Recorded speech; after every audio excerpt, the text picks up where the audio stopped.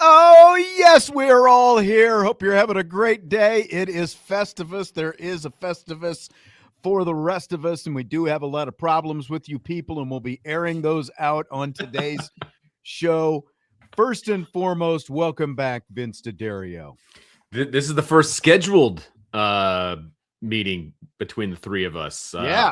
I tried to bail you out the other day, since you were And going you did. solo. And you did. And boy, that took a lot more out of me than I thought it would. Not gonna lie. Really? Yeah. Just like I don't know, how do I like my stamina? Wasn't great, and like taking deep breaths and things like that. You know what I mean? But gotten a lot better since then. So we'll see how this goes. All right. Everyone is getting fired up for Festivus. Jesse is he's already out and about doing holiday travels. He and the wife are a little bit under the weather, camped out and in witness protection in a town not his own. How are you today?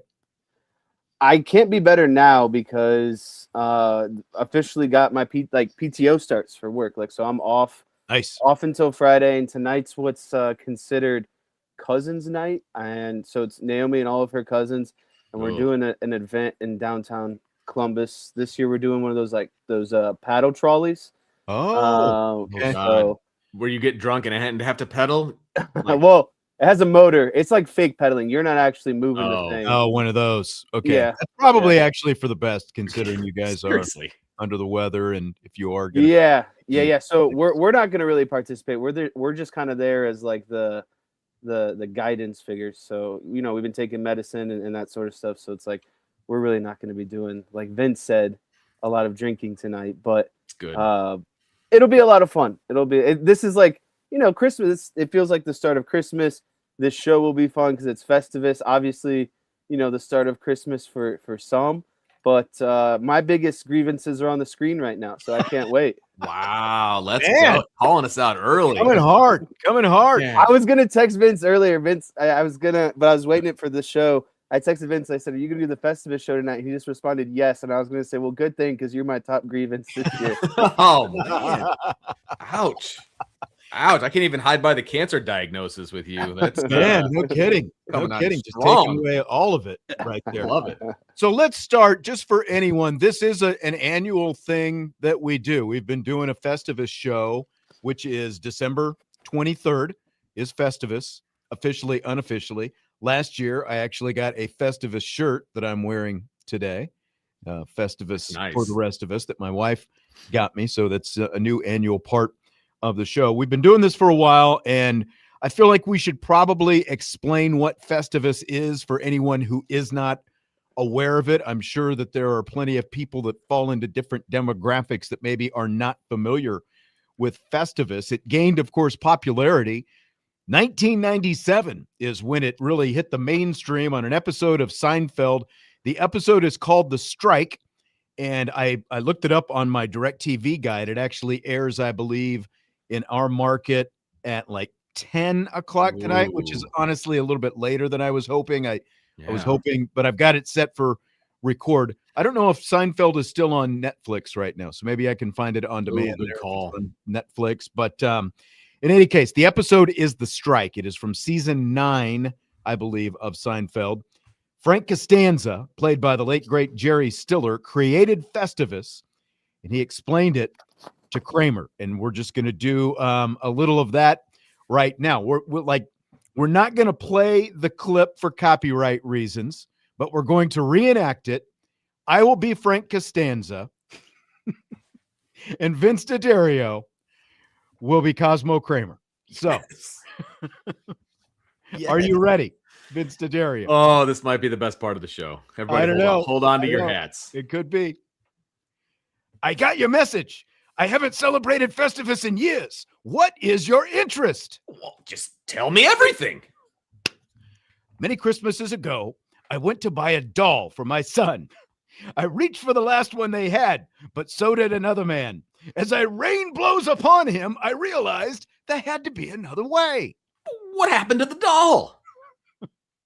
It was destroyed. But out of that, a new holiday was born. A Festivus for the rest of us.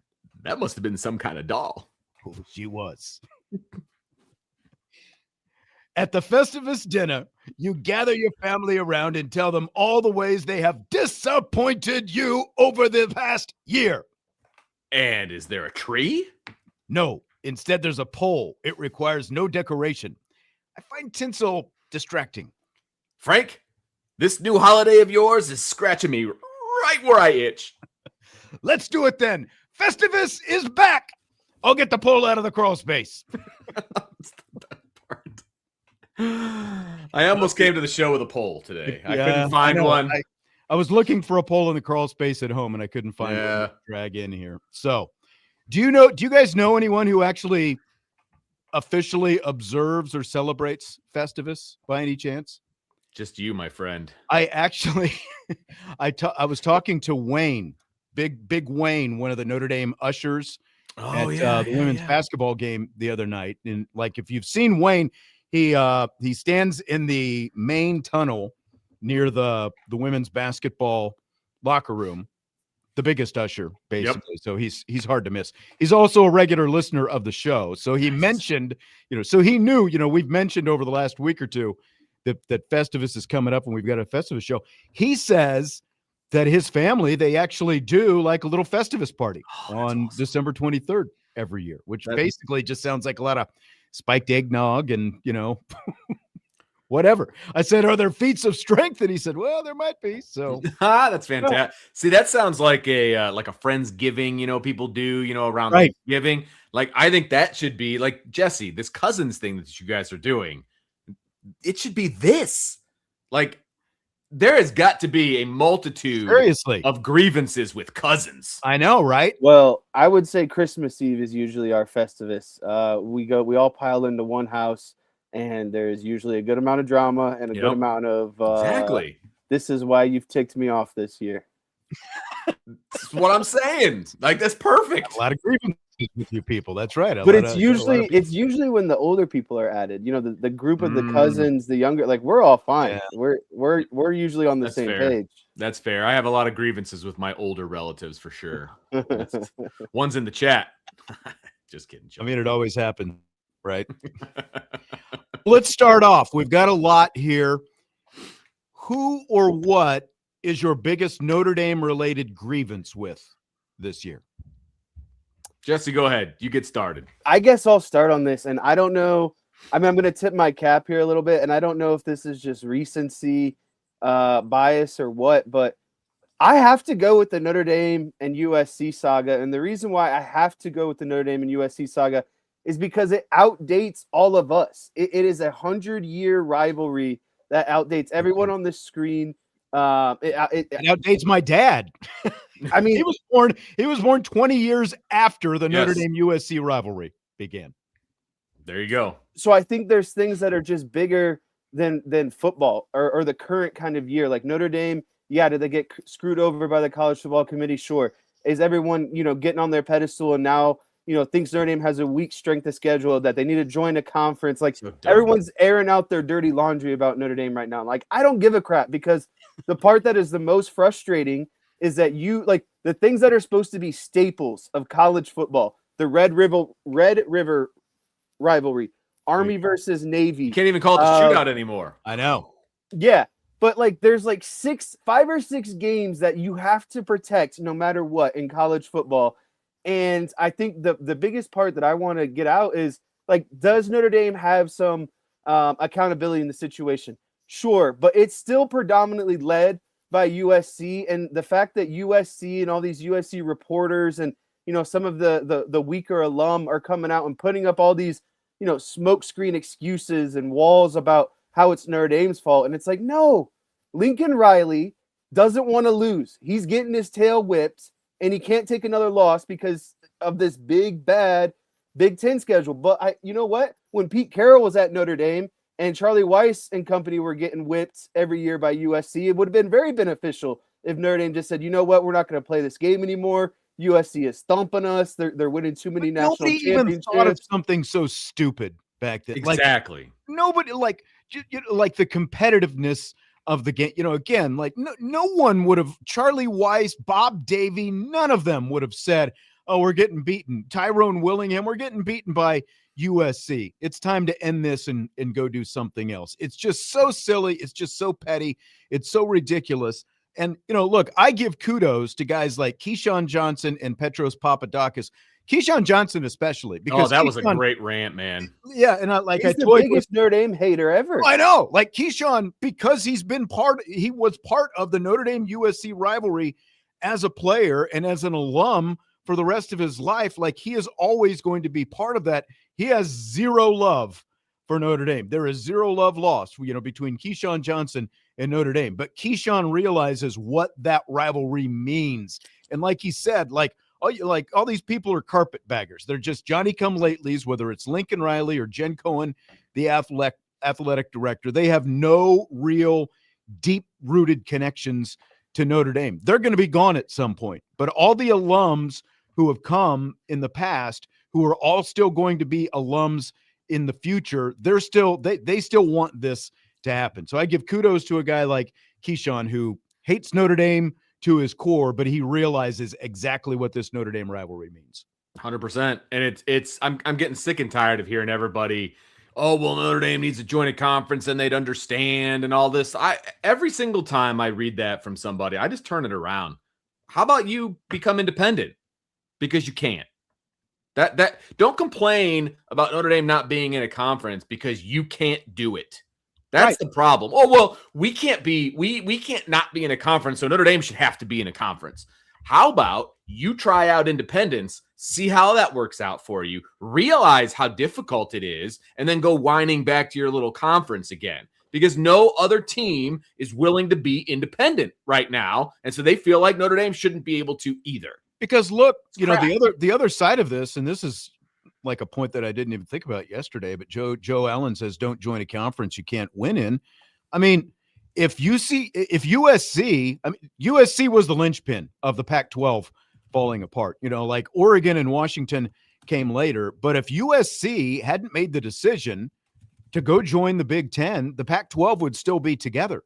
And if the Pac-12 was still together and USC is in it, right now it would be USC and Oregon, like as the two teams at the top of the conference competing to win the Pac-12, and they would, most likely have very good, it would suit them a lot better in terms of their college football playoff future. Let's put it that way. They would be in a lot better shape as opposed to the Big Ten. Bottom line, if Lincoln Riley was winning this rivalry, this wouldn't even be a topic of conversation. Right. Because it would be a resume booster for USC, and they could be like, look at our out-of-conference schedule. We go play Notre Dame. And we whoop play their Notre butt. Dame. Yeah. All of these different things. But he can't beat Notre Dame on a consistent basis, and so he wants to get rid of the game. It's that simple. Yes. It is that simple. And look, everybody's quote-unquote afraid to play Notre Dame and all these other things, and Notre Dame can't do this, and Notre Dame can't do that. 5 seconds after they decided that they weren't going to be playing USC, they had a 2-year deal with BYU. Like, I'm curious. I'm curious for this USC troll Elliott, who came in. Tell me how the Big Ten is a big boy league. Seriously, like what makes the Big Ten a big boy league? Look at the schedules of Indiana and Ohio State and Oregon, and even Penn State, who ended up obviously not having a great year, and USC this year. Tell me where the murderer's row is on those Big Ten schedules. Right. There's typically 2 big opponents you're going to play every year. Maybe a third, just depending, because you don't know from year to year exactly how good a team is going to be. You're playing Maryland and Rutgers and Purdue and Wisconsin and Minnesota. Oh, I'm sorry. I mentioned Minnesota, the team you can't beat if you're USC half the time, it seems like. But, you get what I'm saying, right? Like, tell me why that's a big boy league when it's an unbalanced schedule and you're not playing each other every year. You're not playing, like, the best teams are not playing the best teams every year. You're just playing a run-of-the-mill, 2 decent teams on the schedule and a bunch of pushovers. And everybody complains about Notre Dame's schedule. Give me a break. I'm tired of hearing about the Big Ten being this rigorous, challenging schedule. We've talked about it before. The last 2 years, Purdue, which of course is at the bottom of the Big Ten, has played the toughest Big Ten schedules over the last 2 years.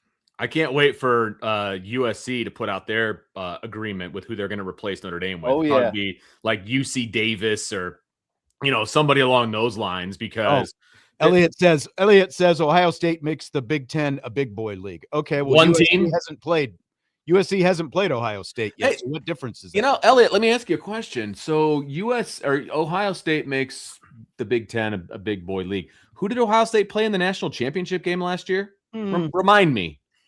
Was it another Big Ten team? Was it right? Was it a SEC team? Notre Dame beat two Big Ten teams along the way to get to the national championship game, and an SEC team, a couple years removed from a national championship. So it's funny how that works. Okay, right. Cool. Right. And the whole, the excuse, we didn't even get seeing the details that apparently USC is falling, but they're mad about the memorandum of understanding. That's the most ridiculous thing ever, because that has been absolutely squashed by Nicole Auerbach and anybody else that pays any attention to anything. That came out in 2024.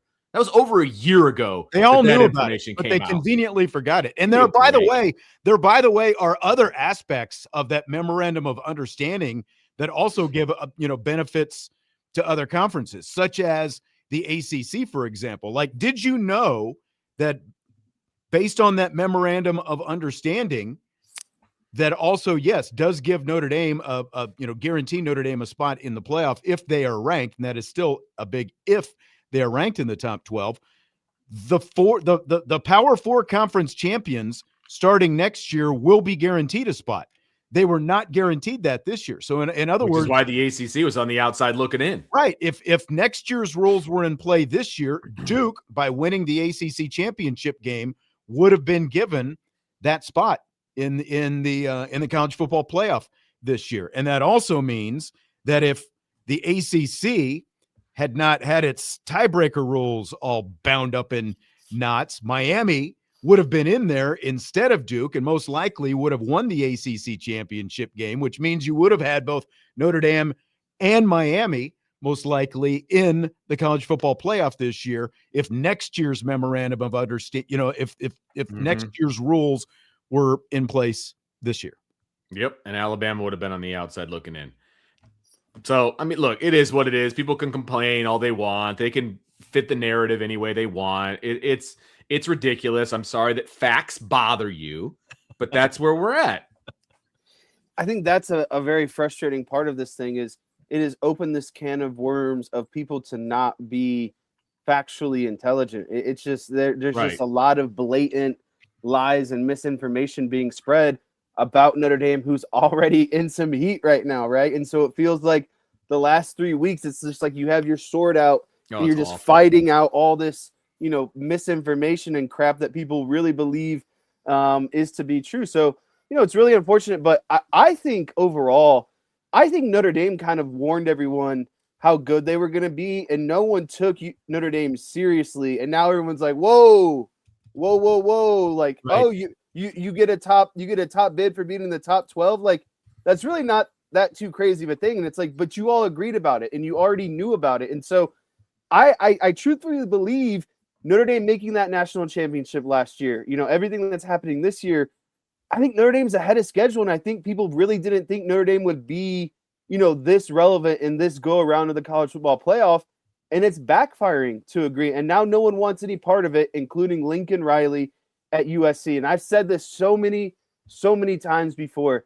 If Lincoln Riley truly believes he deserves a seat at the table, that his team can really win a national championship, then how can you not go through Notre Dame, a team that has gone to the playoff, a team that has played for national championships? Yes, they've fallen short, but that's your measuring stick, Lincoln Riley. Like, if you can't get past them, why do you want a participation seat at the college football playoff? Because you can't even beat a team that's likely going to be in the field too. I mean, this is what they want. They want Indiana's schedule. I mean, that's essentially by taking Notre Dame off their schedule. That's what they have, because look at what they played last year with Missouri State. Who was the other team? Georgia Southern or whoever it was, and so now you take Notre Dame off and you can put another cream puff like that on, and you've essentially got Indiana's schedule now. And that makes it that much easier to get into the college football. Right. Because right now they're out of conference schedule. They haven't obviously replaced Notre Dame yet. It's Fresno State and the Louisiana Ragin' Cajuns. Right. Obviously, Elliot used the Google machine and went and found Notre Dame's 2026 schedule, and he's ripping on Notre Dame's schedule. He says you play Granny's Gift Shop 12 weeks. Okay. Great. Well, two things. One, they took USC off the schedule and put BYU on, so the strength of schedule went up just by doing that. And then the other thing, we talked a lot about Notre Dame and Wisconsin yesterday. When that series was scheduled 7 or 8 years ago, Wisconsin was still a perennial top 25 team. Like, no one could predict what Wisconsin was going to turn into. And the fact that next year's game against Wisconsin, which is at Lambeau Field in week 1, which also is part of the decision that Notre Dame does not want to play USC at the beginning of the season because of the fact that they're going to Lambeau against Wisconsin in week 1. But that game was supposed to be played in 2020, the COVID year. It got pushed back to 2026. So Wisconsin wasn't even supposed to be on the 26 schedule, but they had to find a place to accommodate it after COVID, So it's like there are so many different factors, and you schedule these games years in advance. Like, just look, North Carolina's on the schedule next year. 3 years ago, Drake May was the North Carolina quarterback. And look at what Drake May is doing right now with the New England Patriots in the NFL. It's you can't predict what these teams are going to do. Well, I'm looking at USC schedule. So which one of these grannies are you referring to? Fresno, Louisiana, Rutgers, UCLA, Maryland. Man, that's a real murderer's row, man. Yep. Hold my cup of coffee on that one, USC fans. And then you don't even have a 12th game, and it's probably going to be an FBS opponent. So you've replaced Notre Dame with an FBS opponent, most likely. Congratulations, man. You're right. Your schedule is so much better than Notre Dame's. The only issue is you're an idiot and you joined the Big Ten. So now you have to go to New Jersey to play Rutgers, and you're going to have to travel a little bit. You got to go to Wisconsin. Oh no. You got to go across the street to UCLA. That's going to be a huge problem for you. It's like, what are we talking about here, man? All your tough games, quote unquote, are at home next year. So congratulations, man. All right. You have to go to Bloomington. I mean, that's been apparently a tough place to play the last couple of years. And you got to go to Penn State. So that'll be fun for you. Then you get Ohio State at home. You get Oregon at home. You get Washington at home. So I guess we'll see how well you do. I mean, it is a little bit tougher, but it'll be their third year in the Big Ten, and that's the first time they've had a schedule like that. And again, 3 years ago, Indiana wasn't supposed to be a tough team, but they are now. It's all cyclical. It's all relative. 3 years ago, having IU on your schedule was like having Rutgers. Elliot says he's a Buckeye, and we play everyone we can. God. So stay in your lane, dude. Didn't Notre Dame and Ohio State just play 2 years ago? Like, what? You're saying Notre Dame doesn't play anybody? Just like they lost 2 close games to Ohio State and lost to them in the national championship game 3 years in a row. Give me a break. Just stay in your lane, bro. Jesse got Festivus off to a rousing start. We haven't even, like Vince and I haven't even had our chance to lob ours in there into the ring. We're going to do that when we return. Festivus continues. We got more problems with you people. Budweiser's Weekday Sports Beat with IrishBreakdown.com.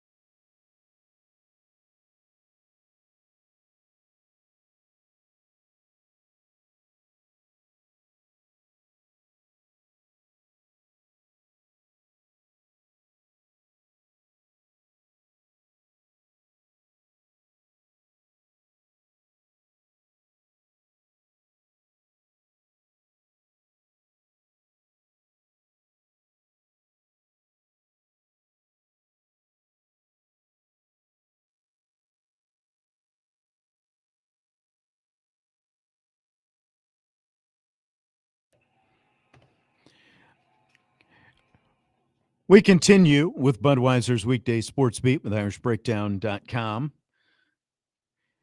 It is Festivus Day. It's a Festivus for the rest of us, and we've been airing our sports grievances. We aired one. We got caught up on that, but Josh in the YouTube chat says, my Festivus gripe is all the trolls constantly on Notre Dame podcasts spewing nonsense and non-factual comments. I think that's actually a very good one, Josh. I'm sure that there are Notre Dame fans that go into other people's chats and spout nonsense. Disruptors. I'm sure there's people that have that kind of time on their hands. But obviously, we are on the receiving end of it most of the time, and it's really annoying. It's like, dude, go get a life, man. Like, go into your own chat, go into your own team, and just be a fan. Don't be annoying and don't be unfactual in somebody else's chat. Like, stay in your lane. It's funny that a fan of another show showed up in this show, which is titled on YouTube, "The Festivus Airing of Sports Grievances." Right. Like there was nothing other than Festivus that would bring you here, basically. Okay, Vince. So Jesse aired his out, and we talked long and hard about it. I mean, it's understandable. It just happened yesterday. So your Notre Dame related sports grievance is what? So I went a little bit more petty and not as big of a not as big of a topic that we can really dive into. Okay. But my grievance is the Bend uniforms.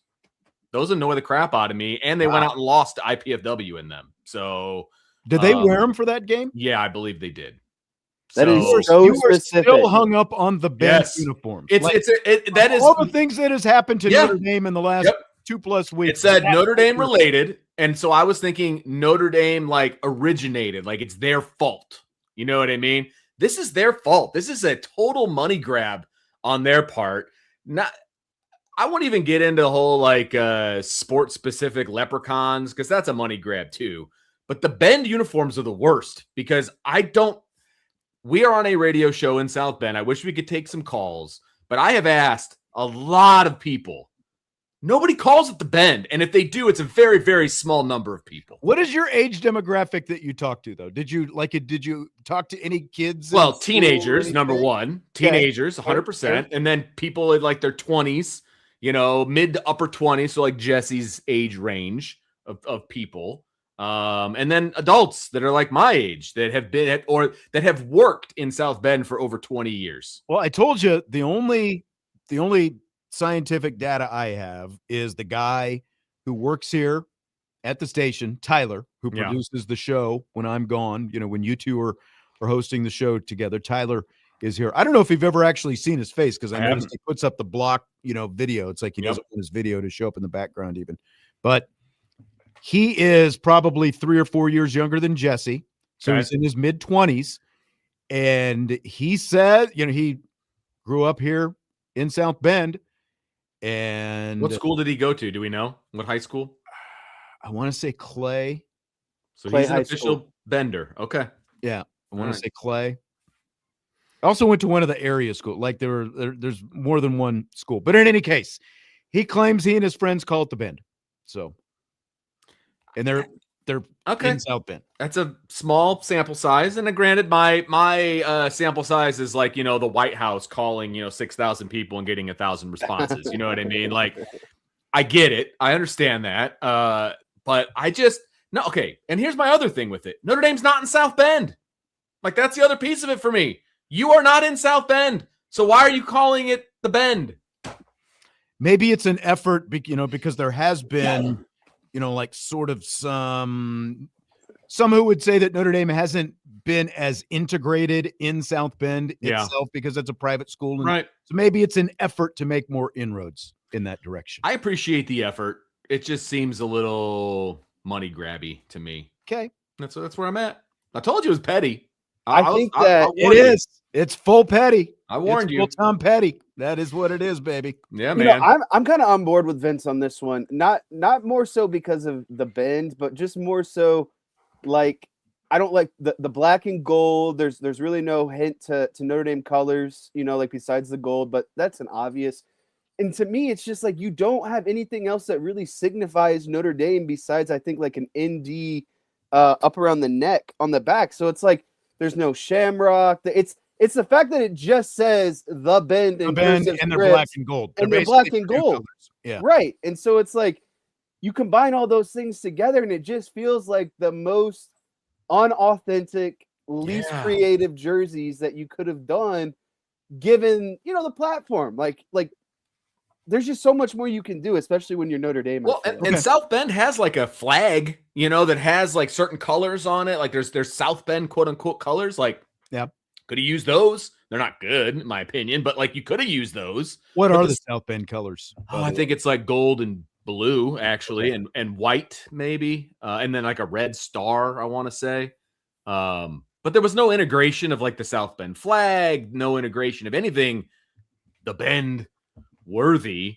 I don't know. I'm indifferent. I like the general design. I think I would like them better if it wasn't black and gold, and it had, it's like a deep, like where's the black come from? Or like a midnight blue, like the Bears have, like a really dark, like as opposed to, I don't know. That's my only thing is I just like, I don't like I guess they don't play Purdue enough anymore for it to matter, but it's, obviously Purdue is black and gold. So like you and I all three of us are old enough to remember when Notre Dame and Purdue did play more. Yeah. They're like pen colors, and maybe that was part of it with Marcus Burton. I don't know, but like Penn's not in South Bend either. So like, again, that's a reach because they're in Mishawaka. So I don't know. I just can't believe what like was already previously mentioned.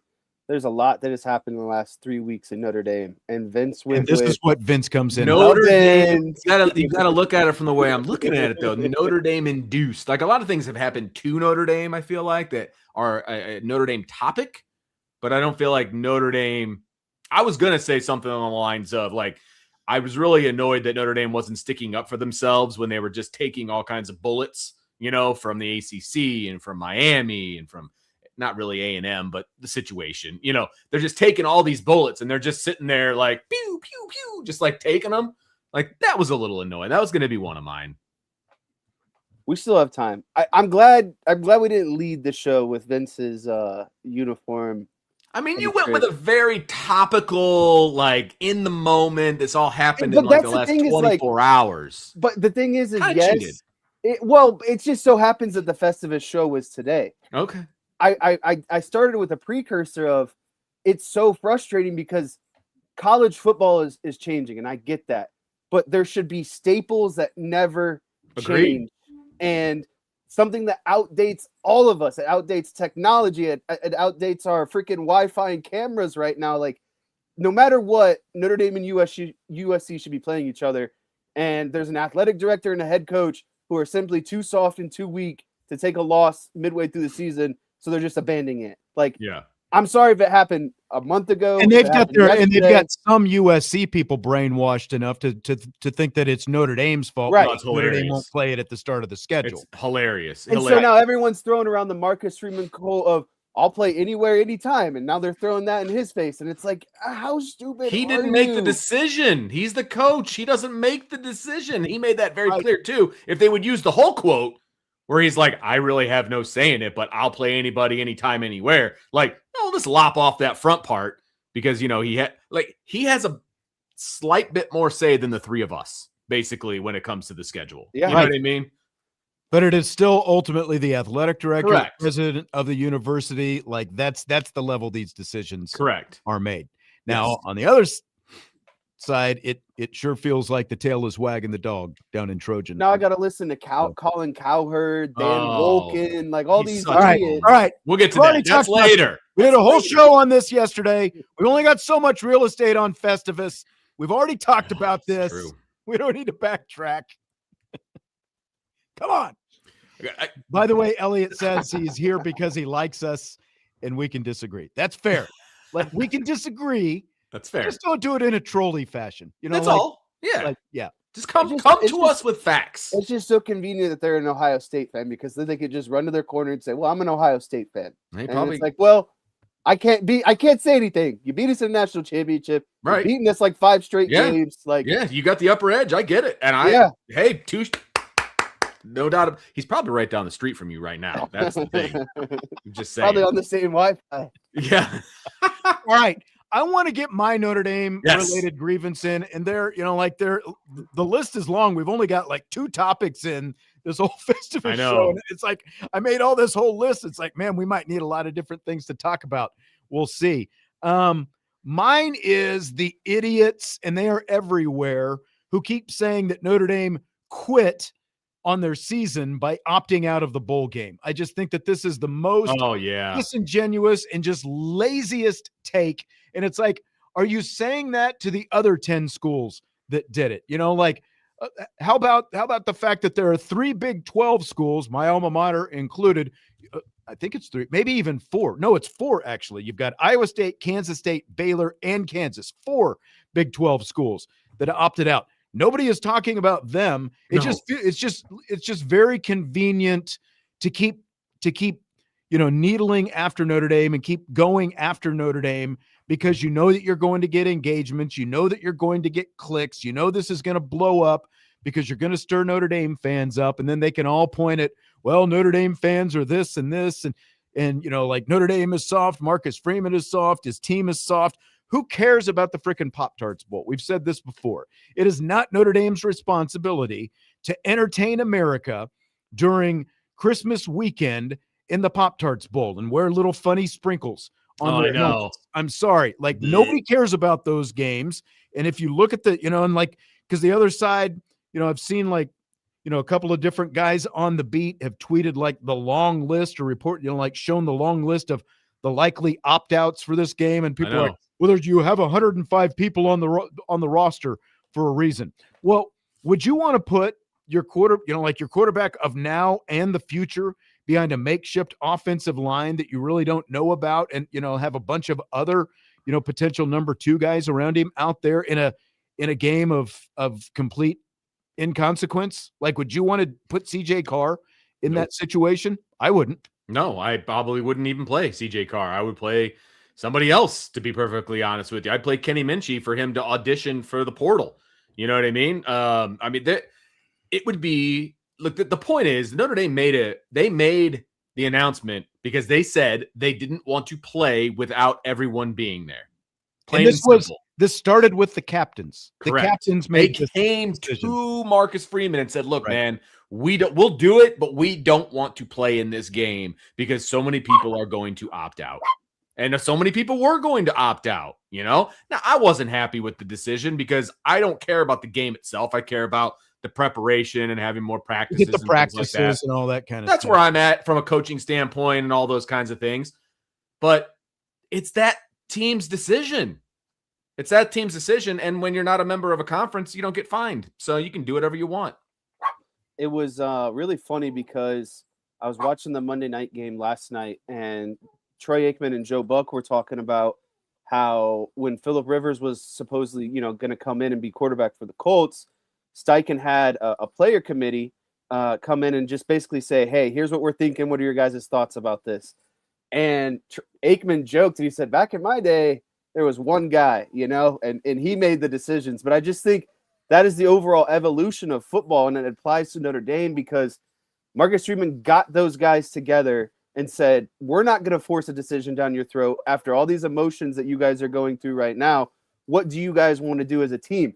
And I think that's the part that so many people have a hard time grasping is this wasn't an athletic director's decision. This wasn't Marcus Freeman's decision. This was the team coming together and deciding what they wanted to do. Yeah. And it had nothing to do with giving the middle finger to ESPN. That's a nice byproduct of them not going to a bowl. Right. But that's not why they did it. This decision was made pretty emotionally and pretty quickly. And I really don't think that they're thinking to themselves, how can we best, stick it to ESPN?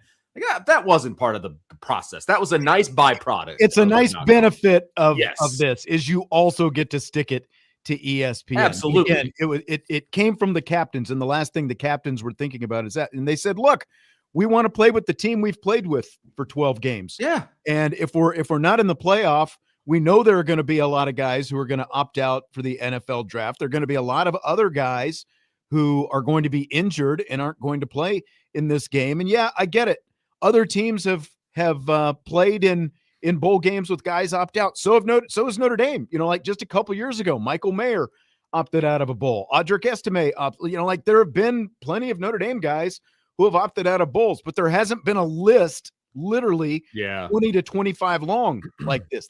It's a big difference when 25% of your team is potentially going to opt out for either the NFL draft or injury related reasons. There's a huge difference there. And I think that like it's best for everybody. And again, why is Notre Dame the only team that people are coming after about this? 9 or 10 other teams opted out of bowl games this year as well. They decided that they weren't going to play. But Notre Dame is the only one that anyone's talking about this, because Notre Dame is the most consequential of all these teams. And again, they're the easiest target. They're total low-hanging fruit.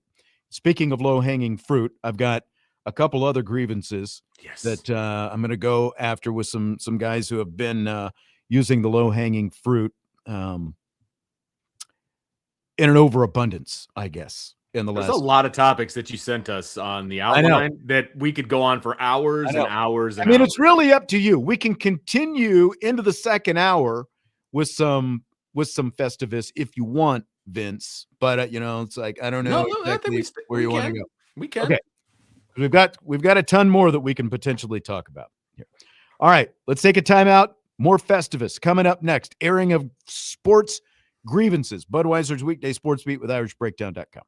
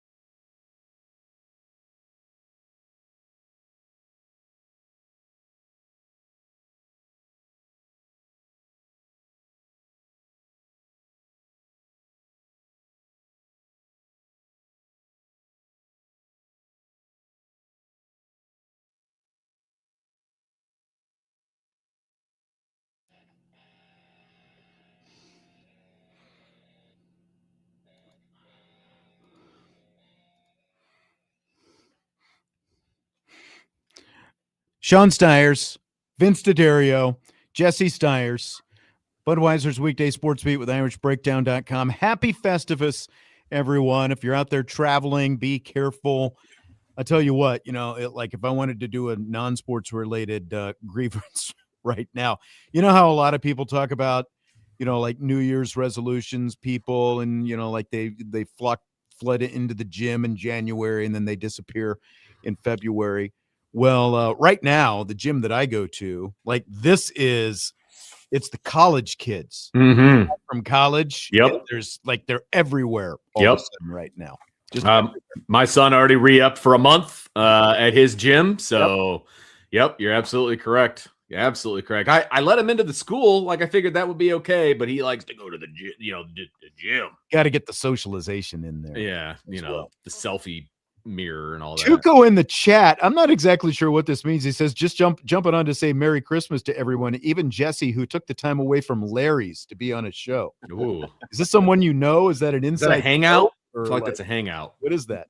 That is our good friend, Mr. DK, and he knows his Cleveland geography very well. Oh, okay. Okay. Do you remember when we tailgated before that Browns and Cowboys game and what was across the street? That's what he's in reference to. Larry's is over there. Yeah, Larry's is over there. So interesting area. I'm guessing not a lot of good things happen at Larry's at night. No. As Vince would call it very resemblance to the torch. Why is Vince calling it that? Jeez, Salty wants to know, Jesse, if you were in a sensory deprivation chamber. I could be. And sorry, I didn't mean Vince. I meant Jory. Jory is the one. Oh, thank God. Oh, yeah. You're trying to salt my reputation here. I mean, this radio station has a reach, okay? I don't need people thinking that I frequented the joints like that. There were rumors back in the day. I don't like it. All rumors. Irish Marine says, love the IB Nation. Thanks for all the great insight to our beloved Irish. Thanks for all you do. Merry Christmas, everyone. Merry Christmas to you and everyone else as well. And Dundolo says, good to see you, Vince. We're all glad to see Vince. And Carlos has grievances with the ACC. I feel like this is an easy one. I don't know, like, what your biggest specific grievances are. I will just say mine is the fact that they had, like, these other conferences had proper tiebreakers in place for the kind of situation the ACC found itself in. And again, if the ACC had a proper tiebreaker, Miami, not Duke, would have been in the ACC championship game. Correct. Now, from what I understand, they're working on that. And they're going to have a different tiebreaker next year, but it's always something stupid like this that forces that kind of stuff. And it's like literally all you had to do was have your first tiebreaker. In case of a tie, the highest ranked team in the college football playoff ranking gets in. That's all you have to have in there. There are so many different avenues that you could take talking about the ACC. I mean, I guess overall they've been a good partner for Notre Dame as long as they've been, a part of that conference, mainly the other sports. I just wish that the powers that be at the ACC, and you've got somebody in there with Notre Dame ties, which is the issue for me and Jim Phillips. But like, do you not know who butters the bread for the ACC? Like, do you not understand how this relationship works? Like, that's my biggest issue. And it doesn't take, a lawyer or a doctor or anybody with, advanced degrees to understand the importance that Notre Dame holds, not only to college football landscape as a whole, but to the ACC in general. Like, do you not see it? Do you not understand it? So you're just going to take pot shots at your best and most important business partner. Right. That just doesn't make sense to me. It's a very ignorant way to go about doing business. I mean, I think you can argue that, their TV contract, like, so ESPN, that is a major partner of theirs. But I think after that, or even, at the same level as that, Notre Dame has to be right there, because as we've talked about before, if Notre Dame is not part of the ACC in the way it is right now, the ACC network doesn't exist. And they went out and used that same ACC network to play the Notre Dame Miami game on a loop over and over. Right. Again, as part of their whole Notre Dame protest. Like, I don't understand why the Florida State-Alabama game wasn't being played on a loop so that everybody can understand how bad Alabama was at one point during the season, at the hands of an ACC team. But they handled that. They just botched that whole thing up. They just botched the whole thing up. And I'm also not convinced, by the way, that Notre Dame is going to hold the kind of grudge that they need to against the ACC, because you guys know me, I would be incredibly petty. And the press conference that they called for Pete Bavacqua, everybody was so excited about what he was going to say. And he literally, if he would have gotten up there and just stood there and no words came out of his mouth, there would have been more that came out of that press conference than actually did. Like, Yes. that was such a waste of everybody's time. It's unbelievable. And they're just not, Notre Dame's not handling it right either. Like, that. I just hope that they hold a better grudge than I think that they're going to. Can you tell Vince has been bottling things up for however many for weeks as he recuperates from his kidney surgery, as he comes back? I got a lot of things to say to you people. Got a lot of grievances out there, man, and nobody here wants to listen. I hate the bend uniforms. I've got issues. Yes. The thing is the Bears are a lot to be in the playoffs, and I'm sure there's still some grievances about Caleb Williams and the absolutely Bears huge grievance with Caleb Williams. After he just threw a dart in overtime to win the game, there's still going to be some grievances. But I don't want to distract too far. I need to get my ACC thoughts in. Good. Go ahead. My biggest gripe with the ACC is it feels like there was at least 15 to 20 different moments along the way where they could have just been a Sweden, right? Or the Switzerland. Much more neutral. They could have been neutral this entire time. He's big on geopolitics, Vince. So. Thank God he never took my history class, because he would have at least gotten Switzerland right. But my point is there were very deliberate decisions 10 to 20 times where they went against Notre Dame full force. And it's like you could have at least stood in the middle and acted like you were, both sides, but you chose Miami, and you chose Miami hard every single time. And then when it was all said and done and the dust settled, you wanted to act like nothing was going to be wrong. There's emails leaked that Notre Dame were CC'd on that they shouldn't have been on, and all this other stuff. And Notre Dame's your cash cow. That the Notre Dame Pittsburgh game I went to on the road, that game was sold out. Do you think Pittsburgh sells out their SMU game at home? I guarantee they didn't sell out the Miami one that was a few weeks after that. Pittsburgh/ACC fans would have you believe that it was because of game day. Right. Sure. And why was Notre Dame? But why was game day there? Right. Exactly. And so I'm even going to take it a step further. I think the ACC and ESPN colluded on what outcome gets Notre Dame screwed the most. And that's what they did, because they could have fixed the tiebreaker issue. And I guarantee Miami and Notre Dame both would have gotten in at that point. Right. And so, again, they did things where it was like, not only are they pro Miami, but they're also kicking Notre Dame in the face every time when they're making these decisions, and they want to act like, oh, no big deal. Why is Notre Dame mad at us? Why could they be upset? It's like, you sided with Miami and you kicked Notre Dame in the teeth every single time. That's right. You can't show up at the Christmas party and your wife is over in one corner of the room, and then there are these people over here and you start trashing your wife. Do you think that's going to go over well when it's all said and done? Seriously. Because eventually you got to get back in the car and head home. And that's exactly right. That's exactly right. And that's where the ACC is now. They've got to get in that car, and there are going to be some ramifications. I think. I hope so. Vince, I'm curious, exactly what those ramifications are, but they have to get smacked around a little bit out of this, quite honestly. I hope so. I mean, Notre Dame typically, especially, front facing to the public, they try to stay above the fray and be the nice guy as much as possible, even though it doesn't do them any good because they still get crapped on all over the place. But they need to smack it around a little bit now. They do, because they have options. Like, Notre Dame has options. There are other conferences that would take Notre Dame as a football minus relationship. I mean, the Big East obviously comes to mind, and a lot of people have all these solutions for what Notre Dame should and could do. And there's all kinds of things that I'm sure they don't know about, contracts and, all of these different things. But there are things that Notre Dame can do, and they could still maintain their relationship with the ACC. That's fine. I actually have no problem with that, as long as the ACC knows what they did. You know what I mean? Like, well, also, Vince, you can still phase yourself out. Like you can still take advantage of the That's what I've been saying is like you need to take advantage of the ACC for 5 years. You need to have a 5-year plan and a 10-year plan, and by year 10, you're out. You don't need the ACC anymore, right? But how can you take advantage of them in the near future? Because college football is going to keep changing, right? And I think that's the part that's always like everything's going to keep changing. I don't even know if the ACC is going to be around in 10 years. So maybe it takes care of itself, but how do you take advantage of the ACC in the intermediate years? Will Foreign in the YouTube chat says the ACC has too much leverage in the relationship. I mean, Notre Dame has just as much. I disagree. Because if Notre Dame pulls out, that whole TV contract just implodes, and it's a lot different.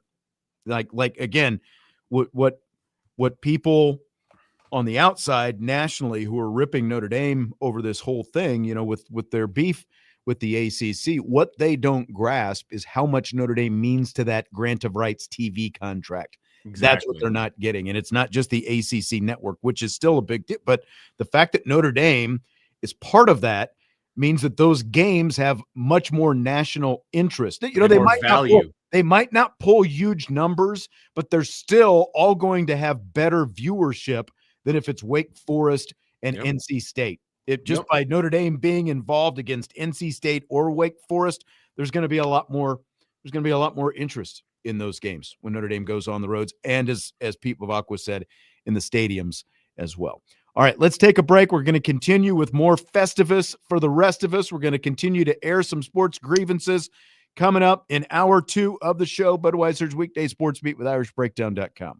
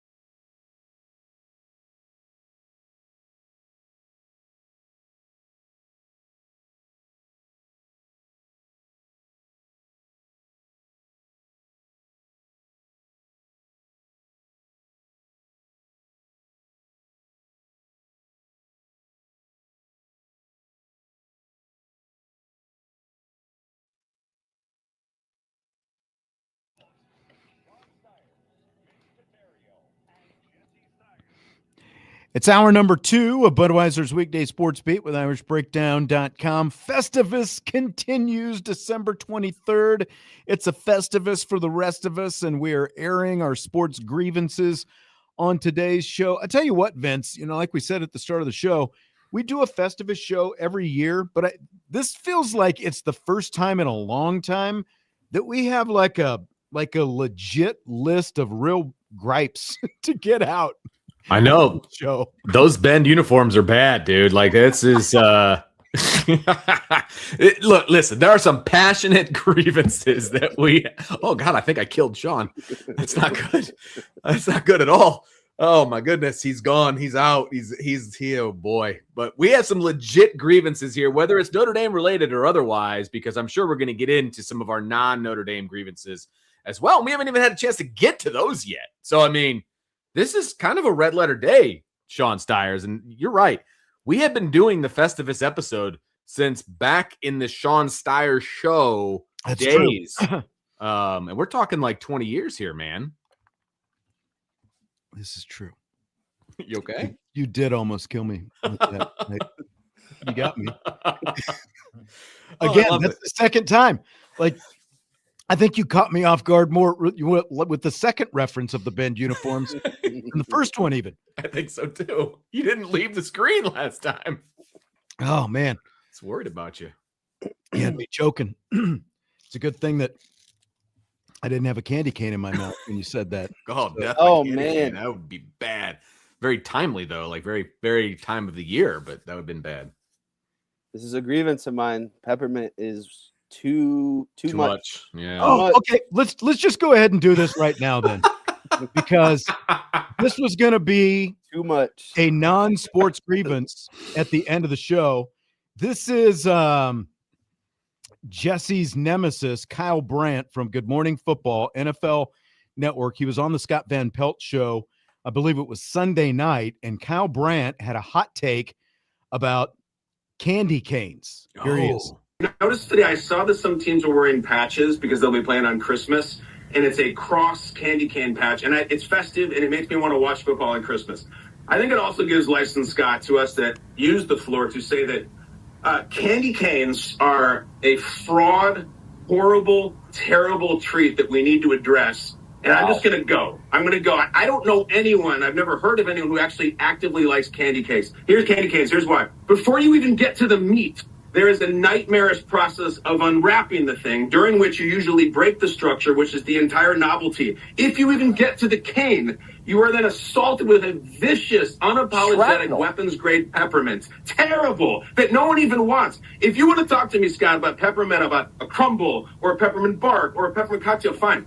It's a system candy. It is not a franchise treat, only when accompanied by other things. Gingerbreads are great decoratively, too, like candy canes. You don't eat the gingerbread house, Scott, but we're still eating candy canes.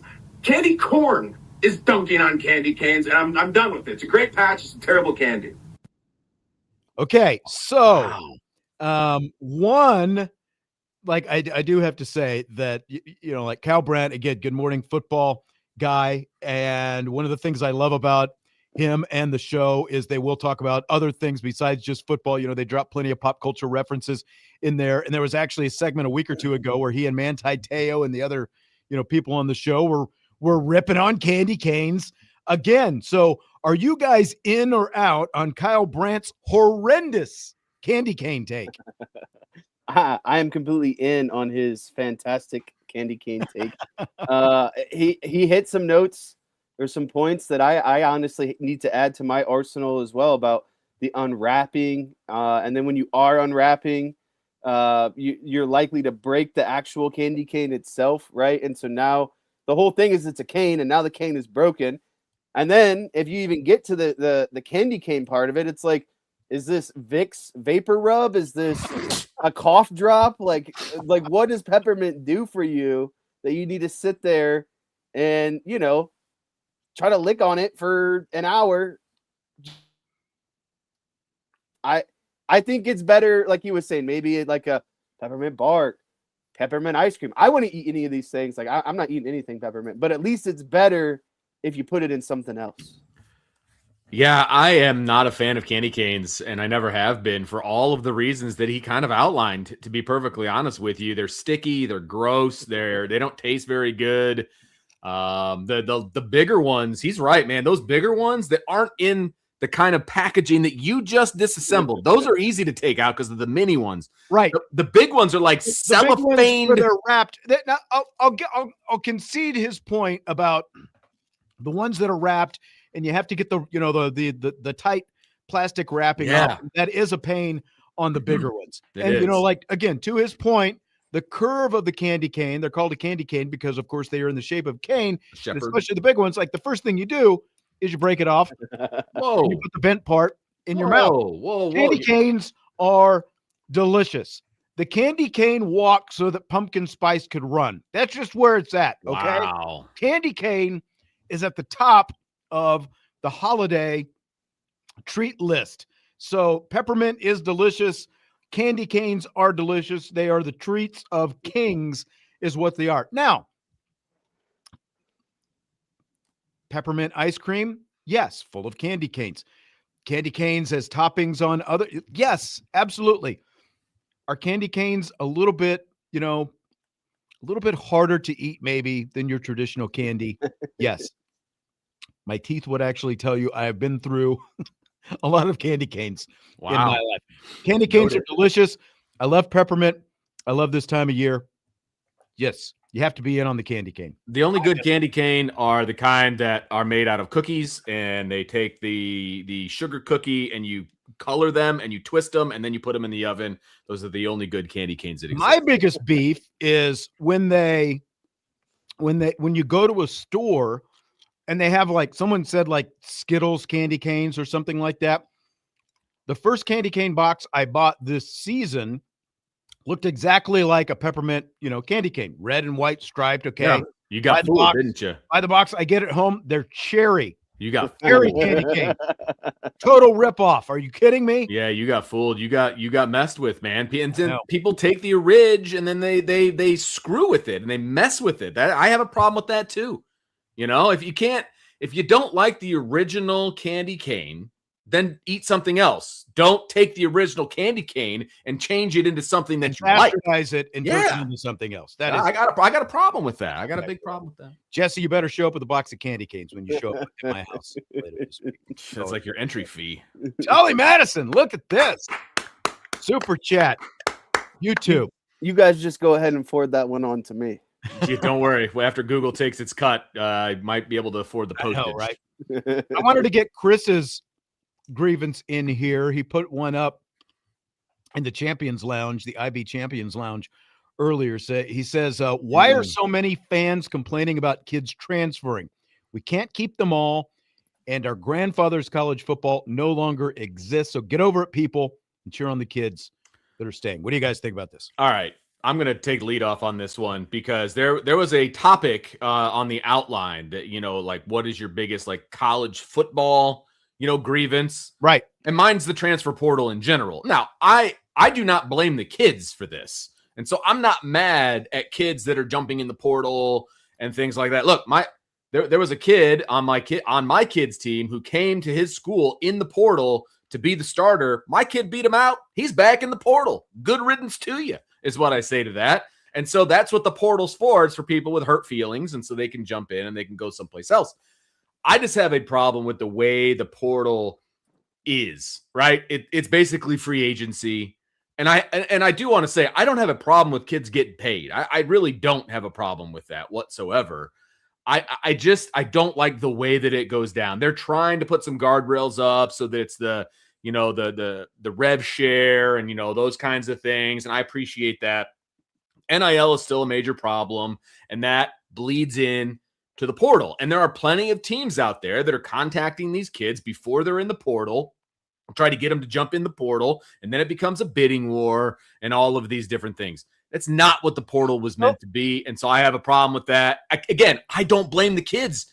If my kid got a phone call from Notre Dame and they're like, we're going to give you $500,000 to jump in the portal, right? I'd be like, dude, I'll help you pack. It's just a fact of life, and where Notre Dame has been pretty fortunate over the last few years is the majority of guys who have left via the portal are more depth guys. They're buried on the depth start, and they're looking for an opportunity to go. They're not losing their high-end guys. And how can you begrudge someone who wants to go play? Now, there's some guys who you say, well, you might want to stick around more than a year and see if it works out. But again, not reality anymore. Yeah, that's right. Que sera, sera. Like everyone's got their own thing. What do you think about?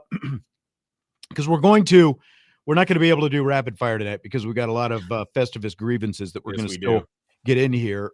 One of the things I was going to talk about, because we didn't get a chance to talk about it yesterday, was Emil Wagner entering the NFL draft.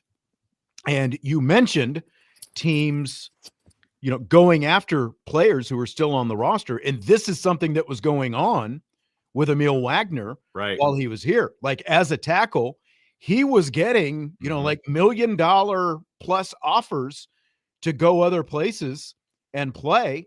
And he decided that rather than do that, he was going to enter the NFL draft instead. And, like from a Notre Dame standpoint, I think that is great for him. He's declaring for the draft. He gets to go off. Like for his own perspective, I don't know exactly what his demand is going to be in the end. Like, is he a day 2 guy? Is he going to end up, being a day 3 guy? Whatever. But very curious, very interesting that a guy who is on a roster and a 2-year, second year starter was getting those kind of was being approached by a lot of different teams across the country while he's still playing. Now, my memory could serve me incorrectly, which would not be the first nor the last time, but he would have been the first like true blue starter that would have left the portal left in the portal for more money, just to go get a big check. You know what I mean? Like his starting position was not being threatened. He would have been welcomed back with open arms. He would have made money at Notre Dame, like all of those things. He would have been the first one, in my opinion, that would have left for that kind of a thing. So I'm glad that he went to the NFL draft so Notre Dame can keep that record intact.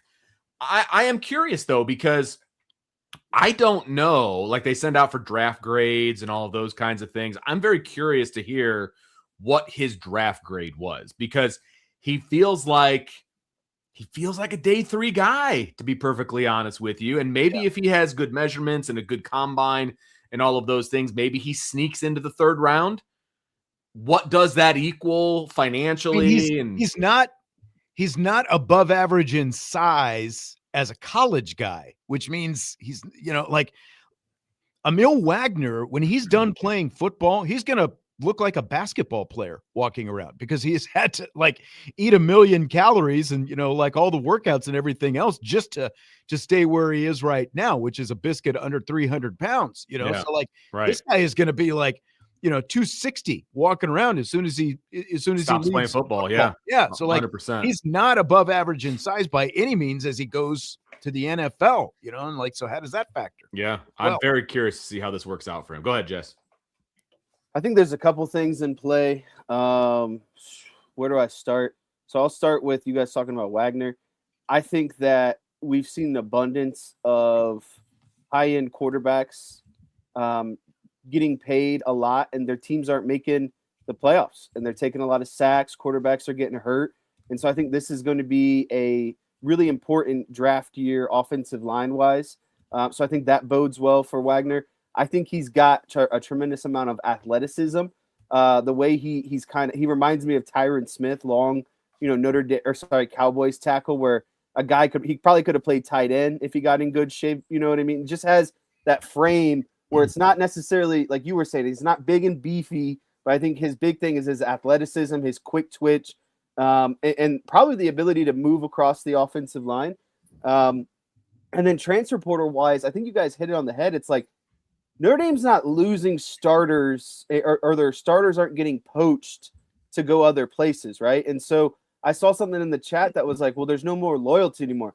I love Lane Kiffin, but the man just walked out on Ole Miss to go to LSU. Right. So you can't tell me about loyalty anymore. Like it's just not as big as this is different, man. There's loyalty walked out the door a long time ago. There isn't even loyalty in high schools anymore. Right.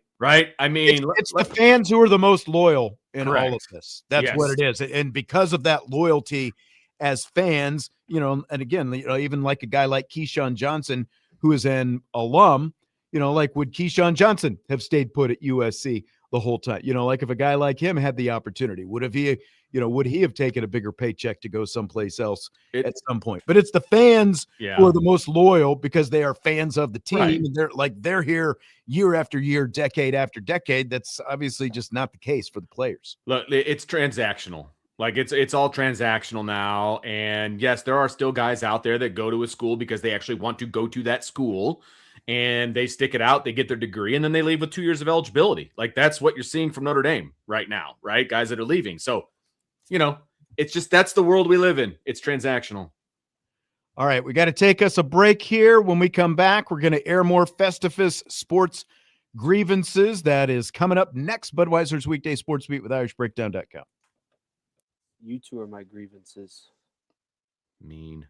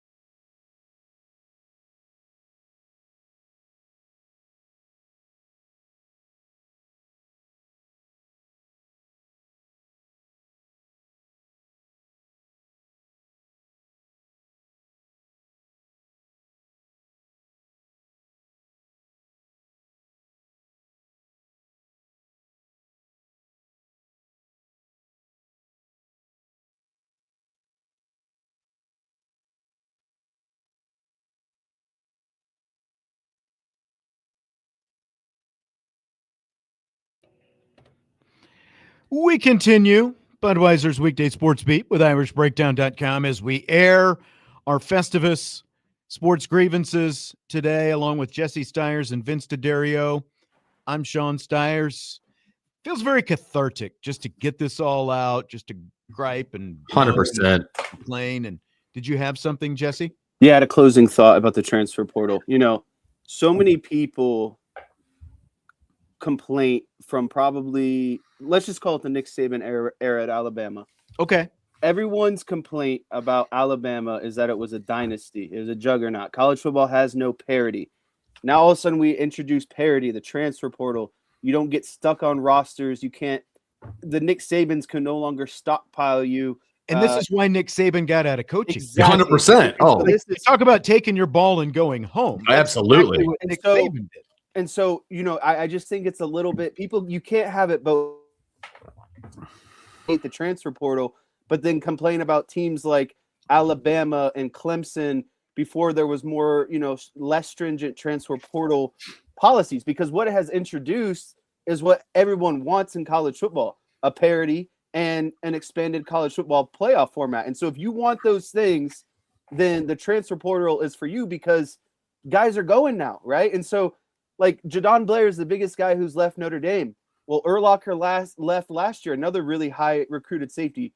That should show you the state or condition that the safety room is in at Notre Dame. It should show you Tay Johnson is a guy that's going to be here for a while and be really good, and the people on the depth chart behind him know that. And so that was just kind of my final thought on that. Like, it's no coincidence, like you said, Saban left when he could no longer stockpile 4 deep, five-star recruits at every position. Yeah, and as Johnny says, so dynasties are harder to maintain now than ever before. Absolutely. Correct. Yeah. 100%. Look at Clemson as well. Look at Sure. Georgia, Well, and I have no problem with the portal as an idea. I think the execution is very poor because of the no rules and the money and just all of the backhanded backroom deals and it's typical NCAA stuff. Oh, for sure. Nothing to and there's been backroom deals forever, right? I mean, look at the movie Blue Chips, right? That they didn't just come up with that on their own. You know what I mean? Like it was because stuff like that has been going on for decades. Well, there's no doubt about it. Again, like Saban didn't like it when what's his name? Comedian, smacked him around when they talked about, like he got all defensive. Alabama Jones. Yeah, Alabama Jones and all that stuff. What's his name? Why can't I think of his name? It doesn't Shane matter. Gillis. Shane Gillis. Shane Gillis. Yeah.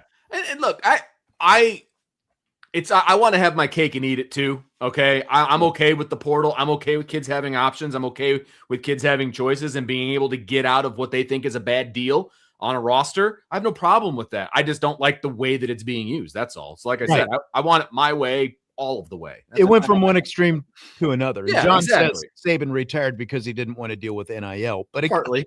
It's all encompassing. And especially like I view the portal. I mean, it's only been 2 years since he was out. I view the portal and NIL kind of as connected. Yes. Because of the fact that you can throw money around and get guys to What? transfer. NIL, like he said, he might say NIL, but NIL was also used as a tool to lure away Nick Saban's number 2 and number 3 guys on the depth chart to get him to go someplace else. Right.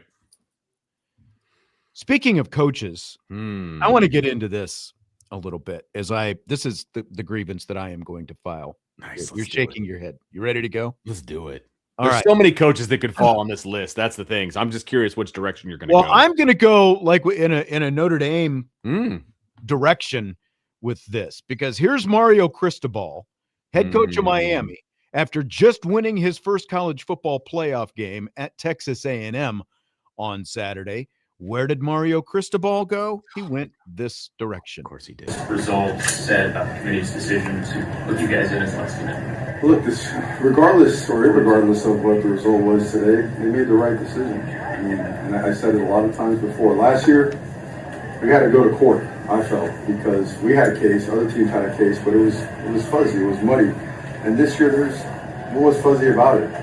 I mean, we're looking to come down to the end. We had common opponents with another great football team that I'm sure would do great in the playoffs, but we did better against those common opponents, and we won the head-to-head. And God forbid we should ever get away from the meaning of head-to-head, because just look at out there today, how many guys were helped off the field, right?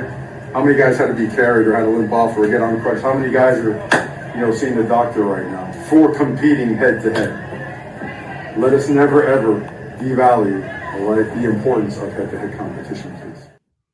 Head to head, head to head, head to head. And of course, without saying Notre Dame, we all know he's talking about Notre Dame. And then Joey McGuire, the Texas Tech head coach, is doing a press conference yesterday, and he starts chiming in about Notre Dame again. I don't get why these other coaches who are in the playoffs, one of them winning a game, the other preparing for a game, why is Notre Dame at the top of all of their minds in all this? I don't Right. Worry about the games you're playing. Like, Right. Stop worrying about Notre Dame. That just tells you right there where Notre Dame resides in college football, because they're living rent-free in both of those coaches' minds. Even though they theoretically won the debate, they're in the college football playoff, and all they can do is talk about Notre Dame. It's really sad. Right. That's what it is. Well, then he was talking about, we could have went to court last year, or should have went to court last year. What would that have solved? Well, and it's like, well, and then it's just so funny because it's like, why aren't you at, right? Because it worked out in your favor, and like that's the whole, like the whole frustrating part is you have one answer when it works against you, and you have another answer when it works in your favor, and that's the annoying part. One of the more annoying parts about Mario Cristobal in this situation, and I think the more and most annoying part is like, dude, your program just won its first college football playoff game ever, and you want to start talking about head to head from the very first game of the season. That was like 5 months ago, brother. Like, I don't care about it. Notre Dame fans have gotten over this. Like, this seems to bother you more so than it does Notre Dame fans right now, and they're the ones that got screwed over out of the whole thing. I'm not mad at Miami. I'm really not mad at Miami. Right. Like, they won fair and square, head to head, all the things like that. I'm not even mad at Miami. And that's exactly what Mario Cristobal is saying, is exactly what Miami should have been saying back in, early December, late November, all of that. You won. It's time to let that ship sail. Like, you're good now. Talk about your team. Correct. Like, he was asked about what winning this game says about his team's inclusion. Right. It says we're good. It says we're more than good enough. Like, we deserve to be here. It says, all these different, there are many different ways he could have gone with this. Like, one of the things that he said on the on-field interview, I think either before or after the game was, like the way he built Miami from the trenches, and obviously in a similar fashion to Notre Dame, but it says that we're big enough, fast enough, physical enough. It says the U is back. Whatever direction you want to go, there are so many things that that he could have said positively about his team, but instead he chose to go back, to rewind it, 3 weeks earlier to start talking about head-to-heads again. It just doesn't make sense. And again, like the McGuire thing at Texas Tech makes zero sense. Notre Dame hasn't even played them. Notre Dame has zero to do with anything going on with Texas Tech, but McGuire can't get Notre Dame out of his mouth. And I don't get it. It's because he doesn't understand how to be in the public spotlight, and he's just like a bumbling idiot when he talks. So that's the issue there. Right. And look, did he ever work with Pat Narduzzi? Like, it feels, like there's got to be some connection there. Oh my gosh, it's bad. And like, Mario Cristobal is doing his best deflect and defend, because he doesn't want anybody talking about the game that he just played. Because that was one of the worst played college football games. It was ugly down to the wire. Yeah, exactly. Holy crap. It was ugly. Ugly, ugly, ugly.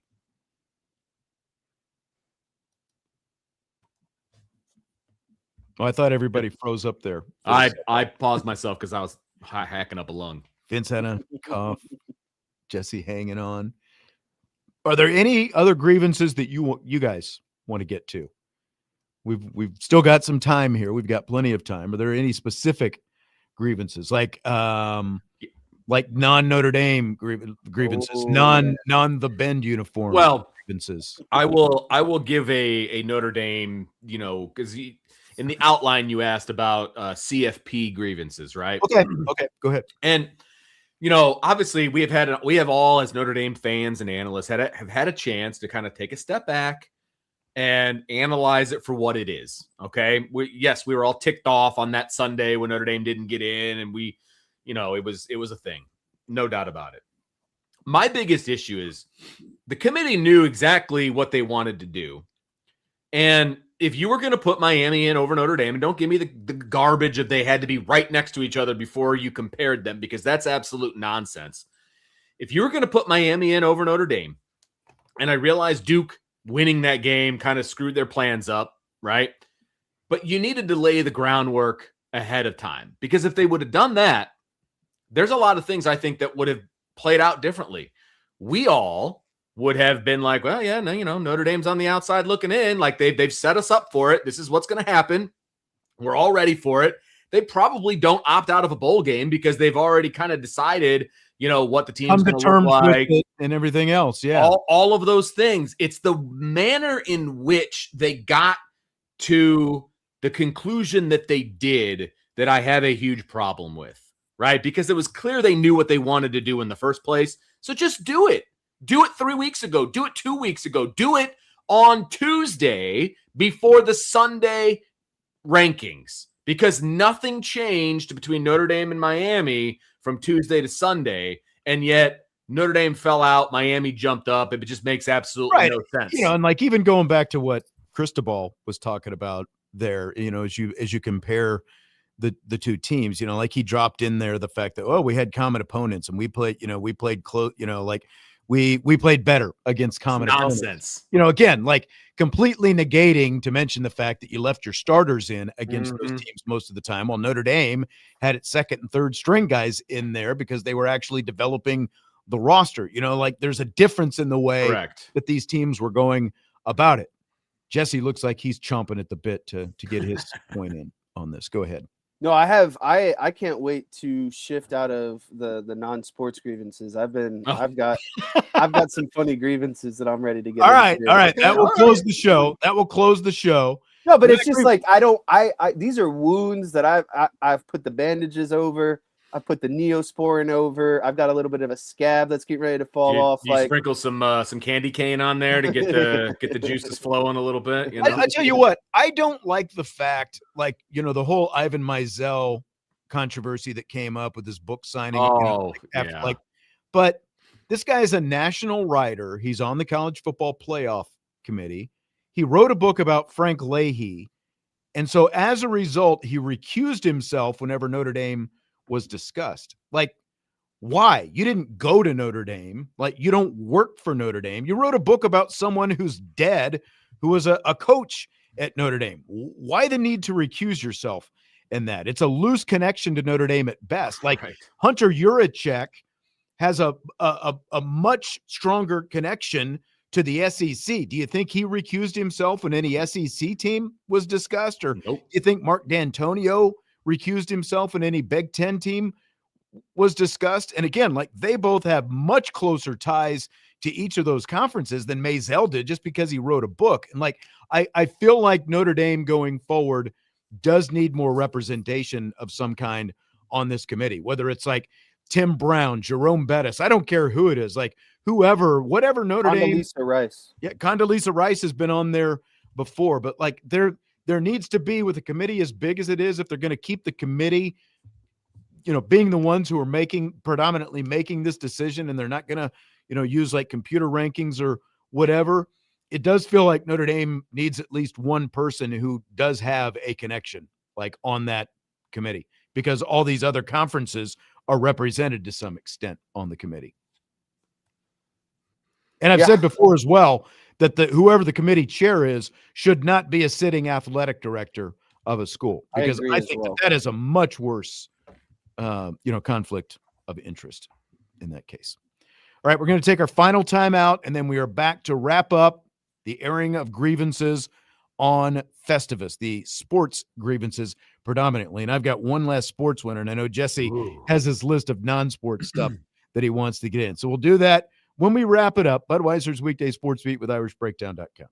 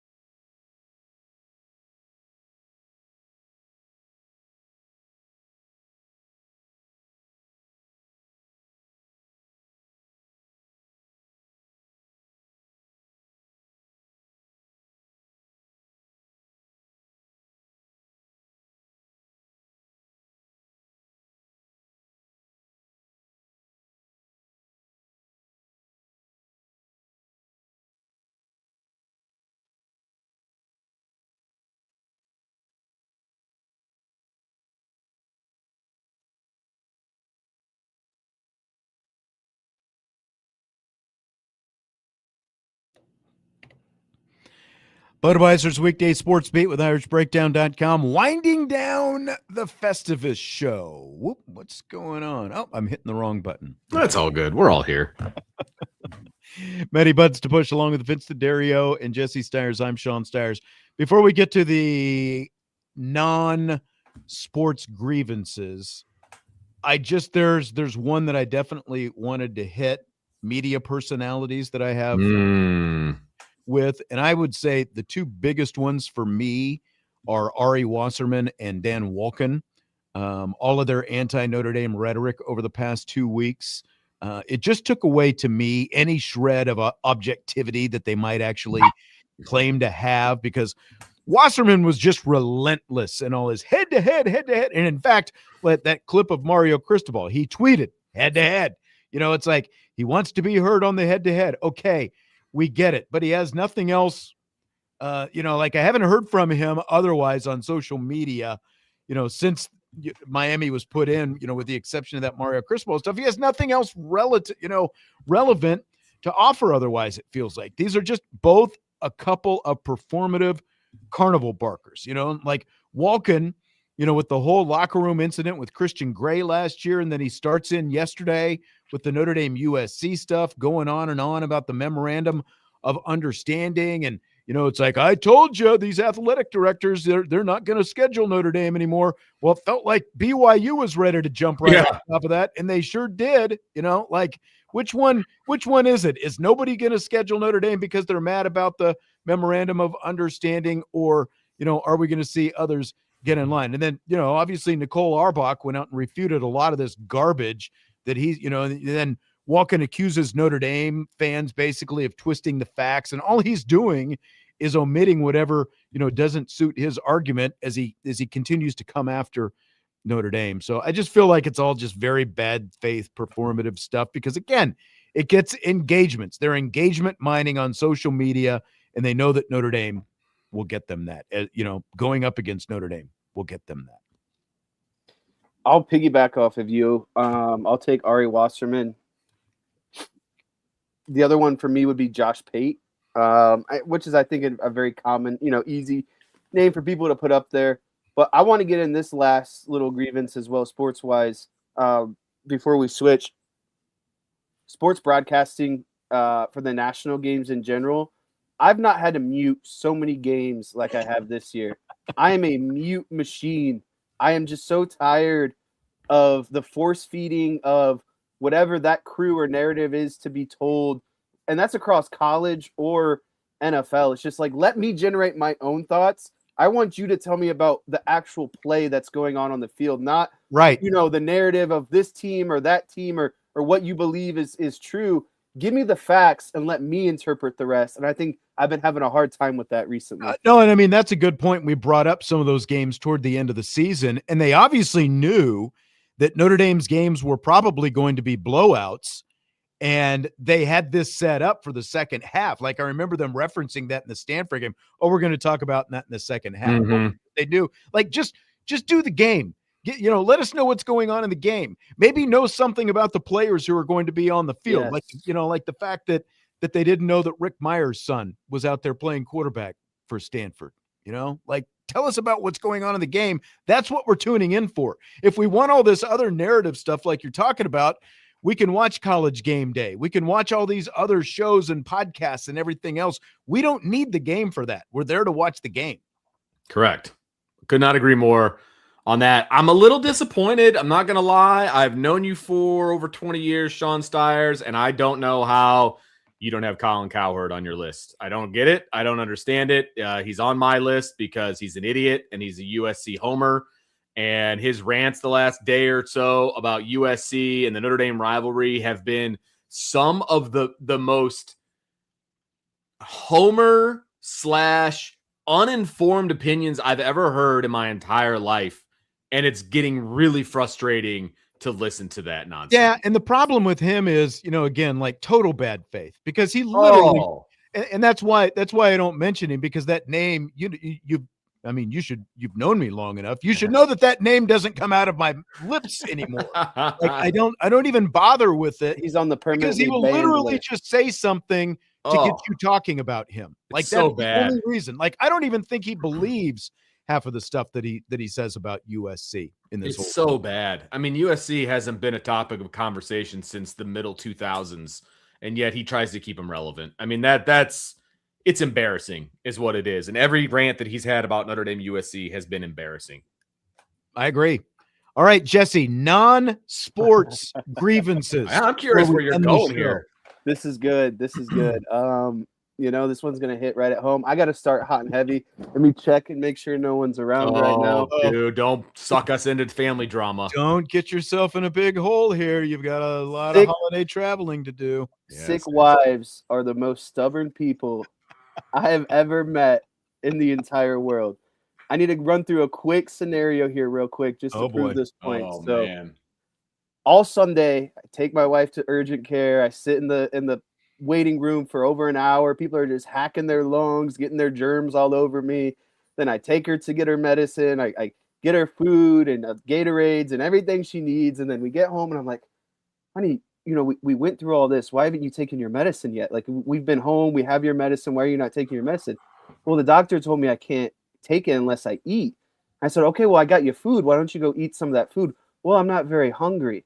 And then an hour later starts crying because she's so sick and can't stop coughing. And I just come back to, have you taken any of the medicine yet? Are you drinking any water? Are we taking any cough drops? If you're sick, you're probably not going to have much of an appetite, but you've got to take the medicine. And so we're just sitting there, and I get it. No one wants to be sick, but we're crying about how sick we are, but we're doing nothing.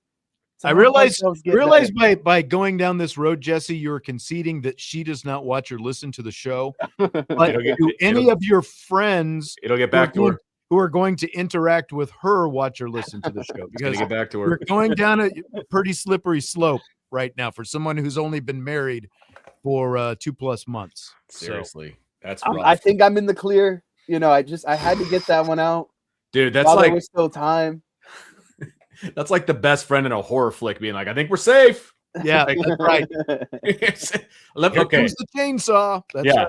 So, and then my other grievance would be, there's more. How my back feels during holiday travels. I'm gonna sleep in like 5 different beds, and my back is already in shreds and shambles. Yeah, that's fair. I don't take my meds with food either. Like even if it says take it with food, you just got to suck it up, and you gotta take it if you're sick enough. Well, and that's I try suggesting that, and she just becomes a doctor. I've never met someone who's become overnight doctor. We've got less than a minute and a half here, Vince. Do you have anything? No, I'm just gonna say that I've been on the shelf for about a week and a half now. My wife's been amazing. So there you go. She takes care of me.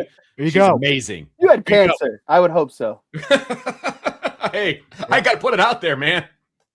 That's right. Jesse went down a completely unexpected road, but mine was just like, when I'm like typing the show out and I type like an uncommon name like Cannell or Yormark or whatever, I'm tired of autocorrect correcting those and changing it to like earmark, and I've got to retype it 5 times. Yeah, because autocorrect doesn't recognize the uncommon name that I'm trying to type. That's one of the things that ticks me off the most. The other is if I'm at a stoplight and there's a car next to a semi truck and we're at a stoplight and you can't accelerate enough to get ahead of the semi, you don't deserve to be on the road. Get off the road. That's where I'm going. I got one quick one. Real quick. Teenagers. That's my other job. Teenagers is a huge grievance of mine. All right. Merry Christmas, Happy Hanukkah, Happy Merry Kwanzaa, whatever you celebrate. Happy holidays. Have fun with it. Happy holidays. Have a good time. Safe travels. We will not be back the rest of the week. You guys will be here next Monday, and then that'll basically be it with all the holidays. So I've got a basketball game. I've got 3 games next week, so I'm going to be out and about. Vince, great to have you back. Jesse, great to see you. See you guys in a couple of days. Hopefully you're still alive when you get here, and your wife is feeling better. Bad move. Have a great Christmas. We'll talk to you at some point. Budweiser's Weekday Sportsbeat with IrishBreakdown.com. Happy Festivus, everybody. Woo! Oh, Jesse gone.